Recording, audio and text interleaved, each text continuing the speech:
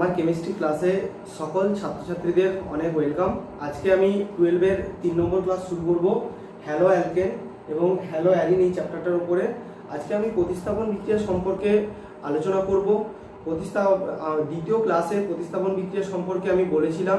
আজকে আমি প্রতিস্থাপন বিক্রিয়া সম্পর্কে এমন কিছু টপিক নিয়ে ডিসকাস করব যেগুলো তোমাদের প্রতিস্থাপন বিক্রিয়া সম্পর্কে আরও ভালো ধারণা তৈরি করবে এবং বিভিন্ন কম্পিটিটিভ পরীক্ষায় প্রতিস্থাপন বিক্রিয়া সম্পর্কে যে প্রবলেমগুলো আসবে সেগুলো সলভ করতে এই ক্লাসটা অনেক সাহায্য করবে। দেখো, আমরা প্রতিস্থাপন বিক্রিয়া সম্পর্কে যেটা পড়েছি যে প্রতিস্থাপন বিক্রিয়া মানে কি, যে SN1 এবং SN2 এই দু ধরনের আমরা মেনলি এটা আলোচনা করেছি আগের ক্লাসে। দেখো, SN1 এবং SN2 এই বিক্রিয়াটা সলভেন্ট বা দ্রাবকের উপর কিভাবে নির্ভর করবে, দ্রাবকের প্রকৃতির উপর কিভাবে নির্ভর করবে সেটা এখন আমি আলোচনা করব। দেখো, দ্রাবক, আমরা যদি দ্রাবকের কথায় আসি, দ্রাবক ক ধরনের হয় মোটামুটি আমরা এখানে যেটা আলোচনা করব যে পোলার প্রোটিক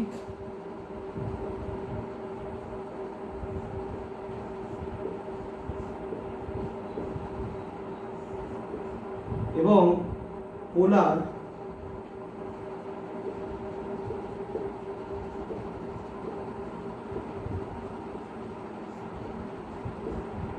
অ্যাপ্রোটিক। তাহলে পোলার প্রোটিক সলভেন্ট এবং পোলার অ্যাপ্রোটিক সলভেন্ট এই দু ধরনের সলভেন্ট নিয়ে আমরা আলোচনা করব। দেখো, পোলার প্রোটিক সলভেন্ট কোনগুলো? পোলার প্রোটিক সলভেন্ট হচ্ছে যাদের মধ্যে কিন্তু পোলারিটি থাকবে, অর্থাৎ একটা এন্ডে প্লাস চার্জ এবং একটা এন্ডে মাইনাস চার্জ এটা থাকবে, তাদেরকে কিন্তু পোলার প্রোটিক সলভেন্ট বলা হবে। এই পোলার প্রোটিক সলভেন্টের কাজ কি না, পোলার প্রোটিক সলভেন্ট ক্যাটায়ন এবং অ্যানায়ন এই দু ধরনের আয়নকে কিন্তু সুস্থিতি দিতে পারে। আর পোলার অ্যাপ্রোটিক সলভেন্ট কি, যে শুধুমাত্র ক্যাটায়নকে সুস্থিতি দেবে। তাহলে পোলার প্রোটিক সলভেন্টের আমি যদি উদাহরণে আসি, জল হচ্ছে পোলার, একটা জল H2O, জল পোলার প্রোটিক সলভেন্ট। পোলার প্রোটিক সলভেন্ট আমি কেন বলছি যে বন্ধনের মধ্যে পোলারিটি থাকবে। দেখো, এখানে জলের আমরা যদি গঠন দেখি, এরকম জলের গঠন, তাহলে জলের ক্ষেত্রে কি আছে, অক্সিজেন ইলেকট্রোনেগেটিভ অ্যাটম আছে, ও কি করবে যে এই যে হাইড্রোজেনের যে বন্ধনটা আছে এখান থেকে কি করবে, ইলেকট্রনকে নিচের দিকে টেনে নেবে, যার ফলে ও নিজে হয়ে যাবে ডেল মাইনাস এবং এখানে ডেল প্লাস চার্জ সৃষ্টি করবে। যার ফলে কি হবে না, এই ডেল মাইনাস এই যে মাইনাস চার্জ দিয়ে পার্সিয়ালি নেগেটিভ চার্জ দিয়ে অক্সিজেন কি করবে, ক্যাটায়নকে সুস্থিতি দেবে এবং প্লাস চার্জ দিয়ে হাইড্রোজেন বন্ডিং এর মাধ্যমে কিন্তু অ্যানায়নকে সুস্থিতি দেবে। আর পোলার অ্যাপ্রোটিক সলভেন্ট মানে কি না, যারা শুধুমাত্র ক্যাটায়নকে সুস্থিতি দিতে পারে। যেমন আমি যদি লিখি ডিএমএসও গঠন কি না, Me2S ডবল বন্ড O, এটা ডিএমএসও, ঠিক আছে। আর Me2 মানে তোমরা তো সবাই জানো, Me মানে CH3, Me হচ্ছে CH3 গ্রুপ, অর্থাৎ এটা একটা অ্যালকিল গ্রুপ, তাহলে CH3 মানে Me। এখানে দেখো, এখানে কিন্তু কোনো হাইড্রোজেন নেই, হাইড্রোজেন বন্ধন করার কিন্তু কোনো অপশন নেই। এখানে শুধুমাত্র ও কি করবে না, অক্সিজেনের যে লোন পেয়ার আছে এই লোন পেয়ার দিয়ে কিন্তু ও ক্যাটায়নকে সুস্থিতি দেবে। তাহলে আমরা পোলার প্রোটিক সলভেন্ট মানে কি বুঝলাম, যে পোলার প্রোটিক সলভেন্ট ক্যাটায়ন এবং অ্যানায়ন এই দু ধরনের আয়নকে সুস্থিতি দিতে পারে এবং পোলার অ্যাপ্রোটিক সলভেন্ট হচ্ছে শুধুমাত্র ক্যাটায়নকে সুস্থিতি দিতে পারে। এখানে এছাড়াও আরো হয় পোলার প্রোটিক সলভেন্ট কি না, CH3OH methyl alcohol, CH3 CH2OH ethyl alcohol, এরাও কিন্তু পোলার প্রোটিক সলভেন্ট। আর পোলার অ্যাপ্রোটিক সলভেন্ট কি না, DMF অর্থাৎ NN ডাইমিথাইল ফরমামাইড, যেটা বা অ্যাসিটোন হতে পারে, অ্যাসিটোন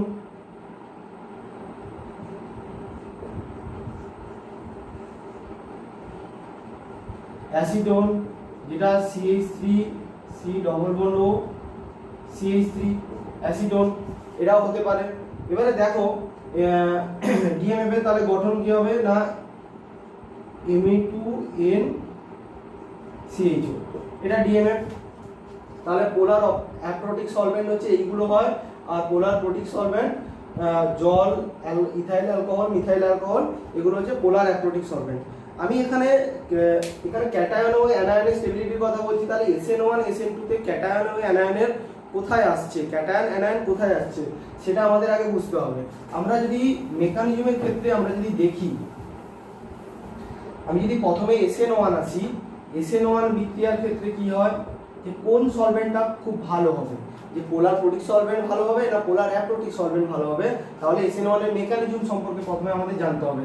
আমরা মেকানিজম সম্পর্কে কি জেনেছি যে পোলার প্রোটিক সলভেন্ট, আমি যদি এইটা যদি Cl ধরে নেই অর্থাৎ টার্সিয়ারি বিউটাইল ক্লোরাইড যদি আমি নেই, তাহলে এ অবশ্যই SN1 মেকানিজমের মাধ্যমে রিঅ্যাকশন করবে। তাহলে ফার্স্ট স্টেপে কি হবে না এইখানে Cl বন্ধনটা ভেঙে যাবে এবং কার্বোক্যাটায়ন তৈরি হবে।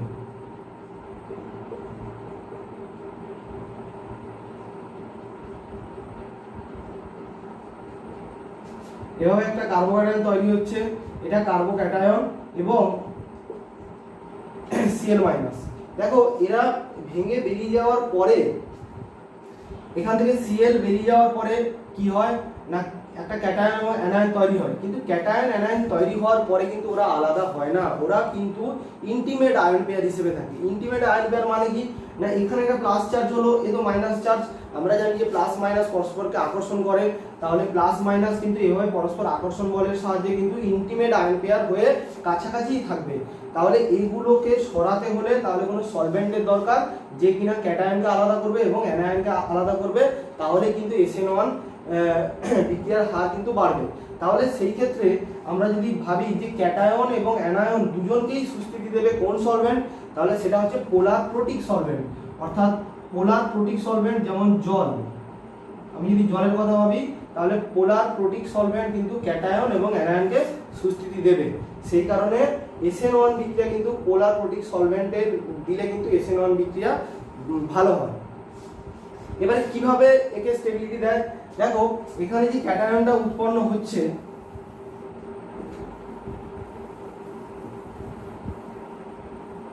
এখানে যে ক্যাটায়নটা উৎপন্ন হয়েছে এই ক্যাটায়নটা কি হবে না জল কি করবে তার ডেল মাইনাস চার্জ দিয়ে এর সঙ্গে কোঅর্ডিনেট করবে, একটা ইন্টারঅ্যাকশন করবে। একই রকম ভাবে আরো অনেক জলের অণু এদিক থেকে ডেল মাইনাস এভাবে কিন্তু প্লাস চার্জের যে কার্বোক্যাটায়ন সেন্টারটা আছে কার্বন সেন্টার, সেই কার্বন সেন্টারের পজিটিভ চার্জটার সঙ্গে ইন্টারঅ্যাকশন করবে এবং Cl মাইনাস থেকে একে আলাদা করে দেবে।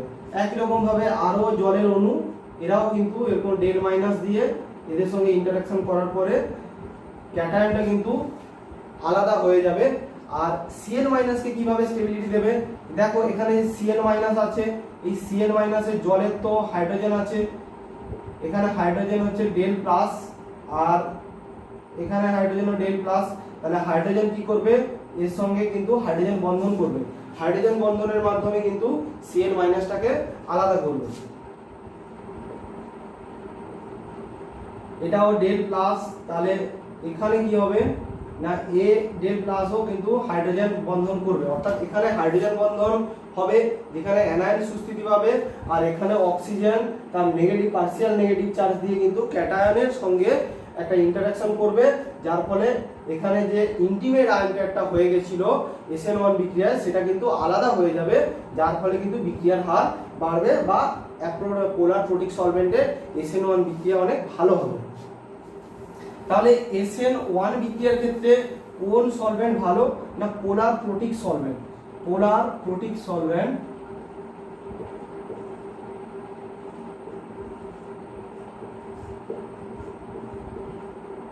পোলার প্রোটিক সলভেন্ট কিন্তু খুবই ভালো। আর আমি যদি SN2 কথায় আসি, আমরা তাহলে SN2 মেকানিজম সম্পর্কে জানতে হবে। ফার্স্ট দেখো CH3Cl, এখান থেকে কি হয় না আমি যদি NaOH দেই তাহলে কি হবে না এইটা SN2 মেকানিজমের মাধ্যমে যাবে এবং CH3OH হবে এবং মাঝখানে একটা ট্রানজিশন স্টেট হয়। এখানে যেটা ব্যাপার আছে সলভেন্ট কিন্তু এর উপরে কোনো কাজ করবে না, সলভেন্ট কিন্তু যেটা নিউক্লিওফাইল তার উপরে কাজ করবে। NaOH নিউক্লিওফাইল কোথা থেকে আসছে না দেখো NaOH যদি ভাঙে তাহলে কি হবে না Na প্লাস আর OH মাইনাস, এই OH মাইনাস কিন্তু ব্যাক সাইড অ্যাটাক করে। আমরা SN2 সম্পর্কে জেনেছি যে SN2 তে ব্যাক সাইড অ্যাটাক হয়, তাহলে ওইচ মাইনাসটা নিউক্লিওফাইল। তাহলে এখানে দেখো এরা যখন ভেঙে যাচ্ছে, এরা ভেঙে যাওয়ার পরেও তো আয়ন হয়ে থাকে, অর্থাৎ ইন্টিমেট আয়ন পেয়ার হয়ে থাকে আগের মতো SN1 এর মতো। তাহলে কি হবে যে এখানে যদি আমি পোলার অ্যাপ্রোটিক সলভেন্ট দিই, যেমন আমি সাপোজ ধরো DMSO দিই, আমি যদি DMSO দিই অর্থাৎ DMSO যার গঠন কি না Me2S ডবল বন্ড O, তাহলে Me2S ডবল বন্ড O এ কি করবে, এ শুধুমাত্র ক্যাটায়নকে স্টেবিলিটি দেবে, কারণ অক্সিজেন তো লোন পেয়ার আছে, অক্সিজেনের লোন পেয়ার তো নেগেটিভ চার্জ, এই নিশ্চয়ই নেগেটিভ চার্জের সঙ্গে ইন্টারঅ্যাকশন করতে পারবে না, বিকর্ষণ হবে, এ শুধুমাত্র ক্যাটায়নকে স্টেবিলিটি দেবে। তাহলে দেখো যদি Me2SO ক্যাটায়নকে স্টেবিলিটি দিচ্ছে,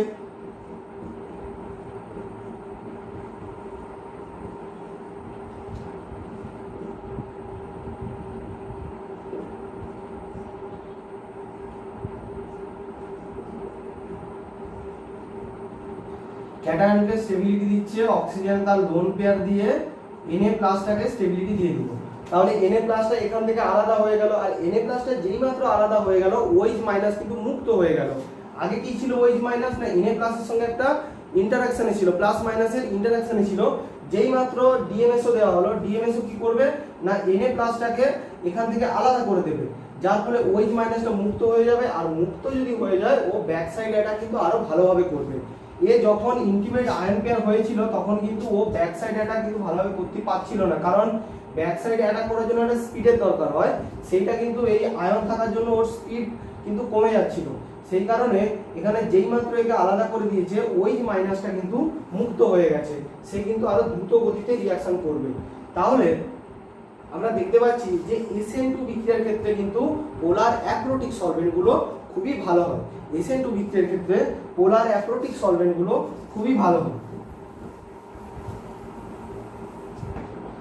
তাহলে দেখো আমি SN2 এর ক্ষেত্রে পোলার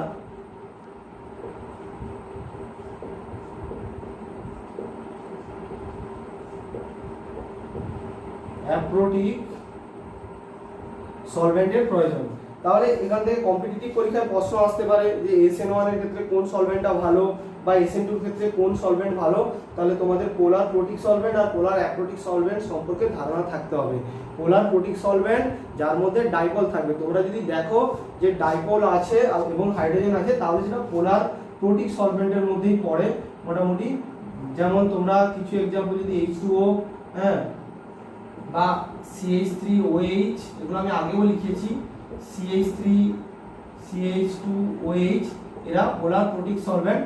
আর DMSO DMF আর অ্যাসিটোন এরা কিন্তু পোলার অ্যাপ্রোটিক সলভেন্ট। তাহলে পোলার প্রোটিক সলভেন্ট হচ্ছে SN1 বিক্রিয়ার জন্য খুবই উপযোগী, আর SN2 বিক্রিয়ার জন্য পোলার অ্যাপ্রোটিক সলভেন্ট কিন্তু প্রয়োজন।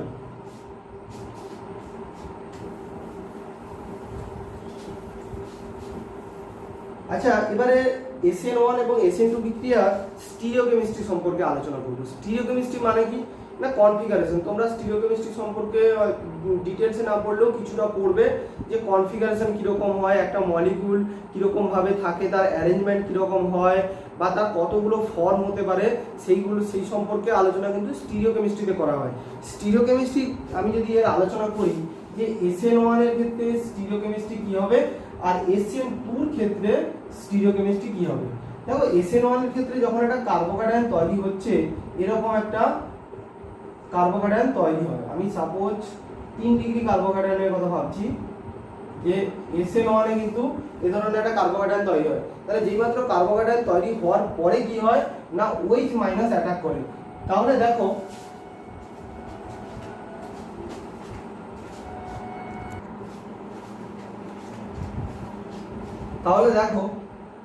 যে এই যে কার্বোক্যাটায়নটা তৈরি হচ্ছে, এখানে কার্বোক্যাটায়নের ক্ষেত্রে লাস্ট স্টেপে কি হয় না OH মাইনাসটা এসে অ্যাটাক করে।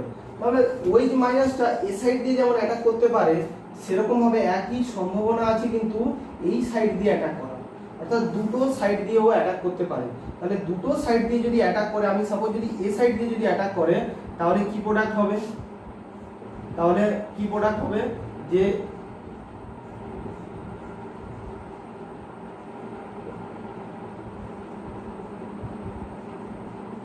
এরকম হবে। আর যদি এ সাইড দিয়ে অ্যাটাক করে তাহলে হবে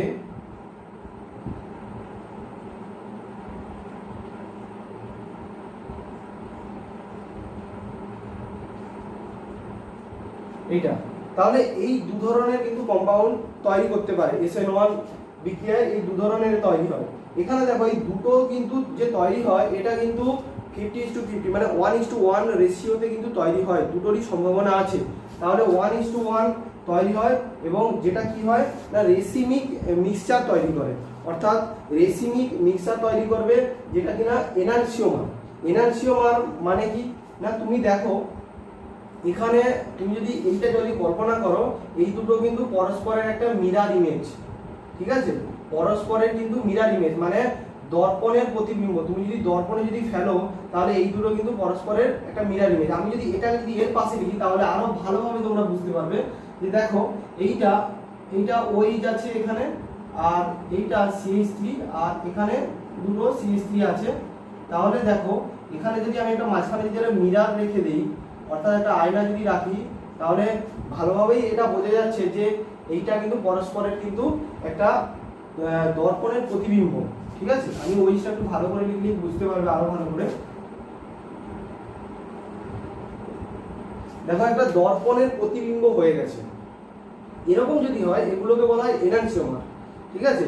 দর্পণের প্রতিবিম্ব হবে কিন্তু পরস্পরের উপরে কিন্তু যদি ফেলে দেই একই রকম হবে না। আমি যদি এটাকে যদি এর উপরে ফেলি তাহলে এই তিনটা কিন্তু ম্যাচ করবে, কিন্তু ওইটা এদিকে চলে আসবে।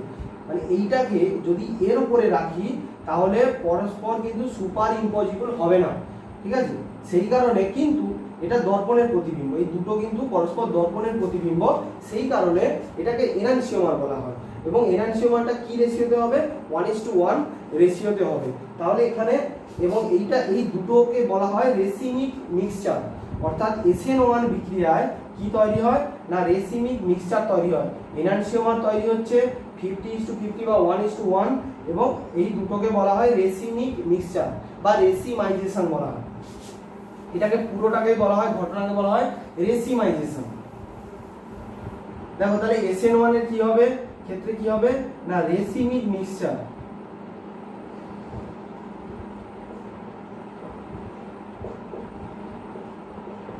রেসিমিক মিক্সার বা মিশ্রণ তৈরি হবে SN1 বিক্রিয়ার ক্ষেত্রে। আর SN2 বিক্রিয়ার ক্ষেত্রে কি ঘটে না SN2 বিক্রিয়ার ক্ষেত্রে কিন্তু ব্যাক সাইড অ্যাটাক হয়। তাহলে কি হবে না ওদের কনভার্সন যা ছিল তা কিন্তু উল্টে যাবে। মানে কি না আমি যদি সাপোজ ধরি যে CH3Cl এখানে ব্যাক সাইড অ্যাটাক হয়েছে, ব্যাক সাইড অ্যাটাক হওয়ার পরে SN2 বিক্রিয়ার মাধ্যমে ওরা যদি CH3OH তৈরি করে, তাহলে দেখো এখানে কিন্তু যেহেতু ব্যাক সাইড অ্যাটাক হয়েছে তাহলে ক্লোরিনটা এদিকে থাকার জন্য যদি এটা সাপোজ ধরো প্লাস হলো, সাপোজ প্লাস, তাহলে প্রোডাক্টটা যেটা হবে SN2 বিক্রিয়ার পরে তাহলে সেটা কিন্তু অবশ্যই মাইনাস হবে। বা এটা যদি আর হয়, এটা যদি আর হয়, আর কনফিগারেশন হয়, যদি আর কনফিগারেশন হয় তাহলে এটা হবে S, আবার এটা যদি S হয় তাহলে এটা হবে আর। অর্থাৎ SN2 বিক্রিয়ার ক্ষেত্রে কনভার্সনটা কিন্তু ইনভার্স হয়ে যায়।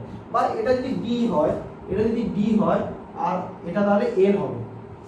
এগুলো তোমরা স্টিরিওকেমিস্ট্রি পড়বে, plus minus D L R S, হ্যাঁ এগুলো স্টিরিওকেমিস্ট্রিতে আছে এই হ্যালো অ্যালকেন হ্যালো অ্যালিন চ্যাপ্টারটাতে।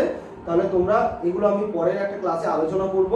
হ্যাঁ খুবই একটা কল্পনার জিনিস স্টিরিওকেমিস্ট্রি। তাহলে এটা যদি বুঝতে পারো অনেক সোজা। দেখো তাহলে কি হচ্ছে না SN2 বিক্রিয়ার ক্ষেত্রে ইনভার্সন অফ কনফিগারেশন, প্লাস থাকলে মাইনাস হয়, D থাকলে L হয়ে যায়, আর যদি থাকে প্রোডাক্টে S হয়ে যাবে, আবার S থাকলে R হবে। তাহলে এখানে কি হবে না ইনভার্সন অফ কনফিগারেশন, অর্থাৎ এই যে কনফিগারেশনটা ছিল সেটা ইনভার্স হয়ে গেছে, উল্টে গেছে। তাহলে SN2 এর ক্ষেত্রে inversion of configuration,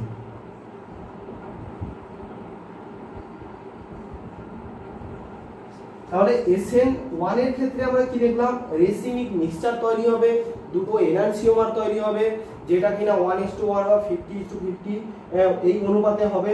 R SN2 বিক্রিয়ার ক্ষেত্রে আমরা কি দেখলাম, ইনভার্সন অফ কনফিগারেশন হবে, অর্থাৎ যে কনফিগারেশনটা আগে ছিল প্রোডাক্টে কিন্তু গিয়ে সেটা উল্টে যাবে। ঠিক আছে, এগুলো কম্পিটিটিভ পরীক্ষায় কিন্তু আসে এরকম প্রশ্ন, যে SN1 SN2 বিক্রিয়ার ক্ষেত্রে তাদের স্টিরিওকেমিস্ট্রি কি হয়, বা রেসিমিক মিক্সচার কোন মেকানিজমে হবে, SN1 এ হবে না SN2 তে হবে, এগুলো আসে। তোমরা এগুলো নোট ডাউন করে নাও।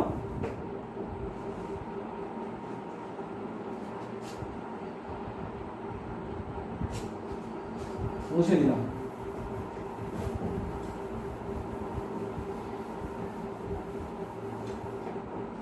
দেখো এবারে আমি আসছি যে হ্যালোয়ারিন।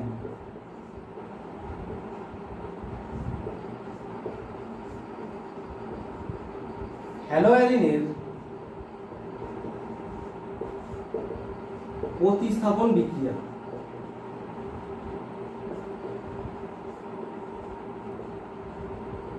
প্রতিস্থাপন বিক্রিয়া, হ্যালোয়ারিনের প্রতিস্থাপন বিক্রিয়া। হ্যালোয়ারিনের যদি প্রতিস্থাপন বিক্রিয়ার কথায় আসি, তাহলে দেখো SN1 এবং SN2 দুটোরই প্রশ্ন আসছে। তাহলে আমরা প্রথমে SN2 এর কথা না ভেবে আমি SN1 এর কথা যদি প্রথমে আমরা ভাবি, তাহলে দেখো আমি যদি হ্যালোয়ারিনের যদি एग्जांपल নেই, যে এইখানে কি আছে না, এটা আমি Cl ধরে নিলাম, ক্লোরোবেনজিন বা X ধরতে পারো। তাহলে এখানে SN1 হবে কি হবে না, দেখো SN1 এর ক্ষেত্রে কি প্রথম দরকার না, একটা কার্বোক্যাটায়ন হতে হবে এবং সেটা সুস্থিত কার্বোক্যাটায়ন হতে হবে। এবারে সুস্থিত কার্বোক্যাটায়ন যদি হয় তবেই SN1 হবে। তাহলে এখান থেকে যদি একটা ক্লোরিন বেরিয়ে যদি কার্বোক্যাটায়ন তৈরি করে, তাহলে তবেই SN1 বিক্রিয়া হবে। কিন্তু এখানে যে কার্বোক্যাটায়নটা তৈরি হচ্ছে, এই কার্বোক্যাটায়নটা কিন্তু সুস্থিত কার্বোক্যাটায়ন নয়।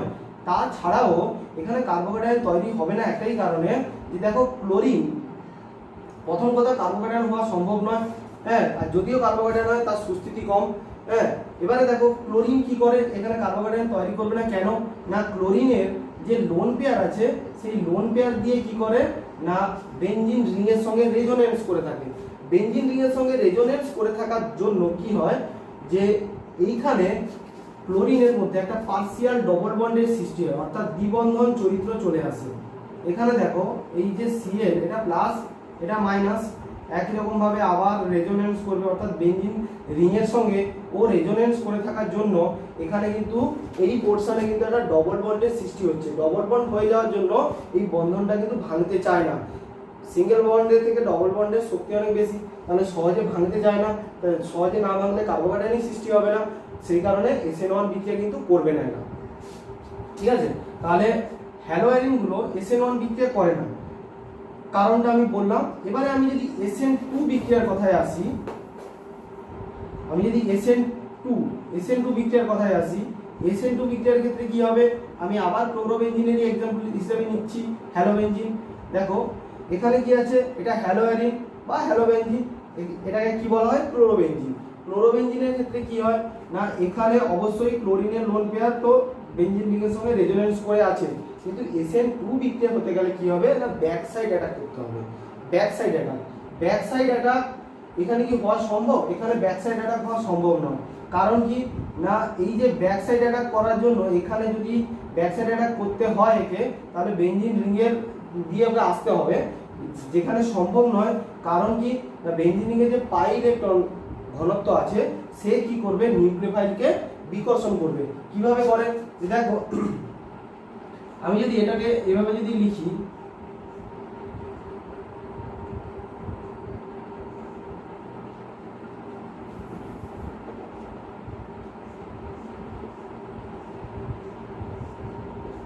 এটা সাপোজ Cl আছে, তাহলে এখানে কি আছে না, এখানে সব p অরবিটাল গুলো আছে, p অরবিটাল আছে। তাহলে p অরবিটালে কি আছে, পাই ইলেকট্রন আছে, যার নেচার কি না, সব হচ্ছে নেগেটিভ চার্জ, সব হচ্ছে মাইনাস চার্জ, পুরোটা হচ্ছে মাইনাস চার্জ হয়ে থাকবে। তাহলে এখানে যদি OH মাইনাস একটা নিউক্লিওফাইল আসবে, তাহলে SN2 বিক্রিয়ায় নিউক্লিওফাইল কি করে, ব্যাক সাইড অ্যাটাক করে। নিউক্লিওফাইলের নেচার কি, নেগেটিভ চার্জ। তাহলে নেগেটিভ চার্জ যখন এই ব্যাক সাইড দিয়ে অ্যাটাক করতে আসবে, তখন কি করবে না, বেনজিনের যে পাই ইলেকট্রনের ঘনত্ব, যার নেচার নেগেটিভ চার্জ, এরও নেচার নেগেটিভ চার্জ, বেঞ্জিনের যে পাই ইলেকট্রন ঘনত্ব আছে তারও নেচার নেগেটিভ চার্জ, তাহলে দুজন নেগেটিভ চার্জ হওয়ার জন্য কি করবে, পরস্পরকে বিকর্ষণ করবে, সেই কারণে এই ব্যাক সাইড অ্যাটাক কিন্তু সম্ভব নয়। ঠিক আছে, তাহলে ব্যাক সাইড অ্যাটাক না হওয়ার জন্য SN2 বিক্রিয়া হবে না, তাহলে ক্লোরোবেনজিন বা তোমার হ্যালোয়ারিন গুলো SN2 বিক্রিয়া কিন্তু করে না, SN1 তো করে না, SN2 বিক্রিয়াও করে না। তবে এটাও কিন্তু পুরোপুরি ঠিক নয় যে সব হ্যালোয়ারিন করে না। এখানে যদি সব হ্যালোয়ারিন যে SN2 বিক্রিয়া করে না সেটা ঠিক নয়, আমি কিছু এক্সাম্পল দিয়ে তোমাদের বোঝাবো। তাহলে আমরা কি দেখলাম যে ক্লোরোবেনজিন, ব্রোমোবেনজিন এগুলো কি করে না, SN2 বিক্রিয়া করে না। কিন্তু আমি যদি এরকম একটা যদি কম্পাউন্ড নেই যার প্যারা পজিশনে কোনো ইলেকট্রন উইথড্রয়িং গ্রুপ থাকবে, অর্থাৎ ইলেকট্রনকে টেনে নেবে, তাহলে কি হবে, তখন কি হবে, এদের কিন্তু SN2 বিক্রিয়া সম্ভব। কিভাবে সম্ভব না, দেখো এখানে প্রথম কথা কি হবে না, ব্যাক সাইড অ্যাটাক তো হতে হবে, তার সঙ্গে সঙ্গে ওয়েট মাইনাস যদি এসে যদি অ্যাটাক করে, যদি ওয়েট মাইনাস এসে যদি অ্যাটাক করে, কোথায় করবে, তাহলে ওয়েট মাইনাস যে ব্যাক সাইড দিয়ে এসে করবে, এখানে করবে অবশ্যই। ঠিক আছে, তাহলে ব্যাক সাইড দিয়ে অ্যাটাক করার জন্য এখানে এই সেন্টারটাকেই করবে আর ক্লোরিনটা বেরিয়ে যাবে। এখানে দেখো এই যে বেনজিন রিং এর যে পাই ইলেকট্রন আছে এটা দুজনের সঙ্গে কনজুগেশন করতে পারে। ঠিক আছে, প্রথম কথা। তার সঙ্গে না এখানে ক্লোরিন এভাবে করতে পারে, আর এই পাই ইলেকট্রনটা নাইট্রোর সঙ্গে কিন্তু কনজুগেশন করতে পারে, যার ফলে কি হবে যে বেনজিন রিং এর পাই ইলেকট্রনের ঘনত্ব কিন্তু কমে যাবে এবং এইখানে ডেল প্লাস চার্জটা কিন্তু বাড়বে। ডেল প্লাস চার্জ কেন বাড়বে না, এখান থেকে পুরো পাই ইলেকট্রনটা নাইট্রোর সঙ্গে কনজুগেশন করে থাকবে এবং তাছাড়াও Cl তো electronegative atom, Cl electronegative atom হওয়ার জন্য ও কি করবে, ইলেকট্রনকে নিচের দিকে টানবে, সেই কারণে এই সেন্টারটা কিন্তু পজিটিভ চার্জ হয়ে যাবে। আমি রেজোনেন্স করে তোমাদের দেখানোর চেষ্টা করছি।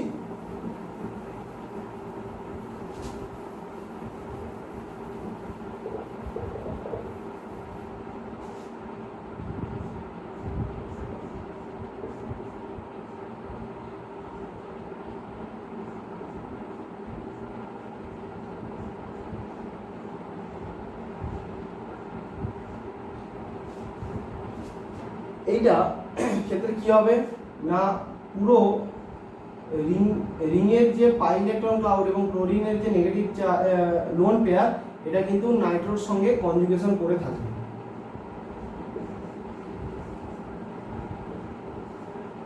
Cl plus